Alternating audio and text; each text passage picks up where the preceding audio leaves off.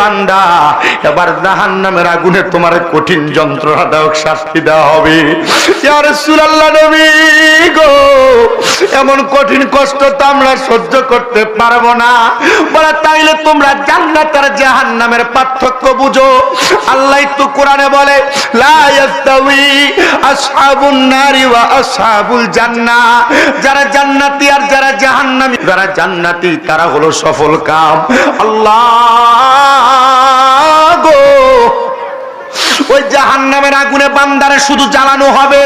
কয় না না না, ওই জাহান্নামের আগুন 1000 বছর পূর্ণ হওয়ার পর আগুনটারে আমার আল্লাহ তাআলা সাদা দোয়াযুক্ত আগুন বানিয়ে দিব। ওই আগুনের মধ্যে বান্দা আরো 1000 বছর জ্বলব। বান্দার আগুনের রং যখন 2000 বছর শেষ হয়ে যাবে, বান্দার আরো 1000 বছর কালো ধোঁয়াযুক্ত আগুন বানায়া বান্দার আগুনের মধ্যে বান্দারে দাউ দাউ করে জ্বালানো হবে। নবীজি গো, আপনার কাছে জানতে চাই, এই কঠিন কষ্টকে আপনার উম্মত সহ্য করতে পারবে? আমার নবী কই, উম্মত যদি তুমি তোমার নিজের নফসকে হেফাজত করো, আমি তরিকতের যত নফস, তরিকতের যত ইবাদতের কথা বললাম, আমি পড়তে পড়তে দেখলাম যারা তরিকত গ্রহণ করে এরা যদি তাদের নফসটারে হেফাজত করতে পারে তাহলে তারা দুনিয়া আখিরাতে কামিয়াব হয়ে যায়।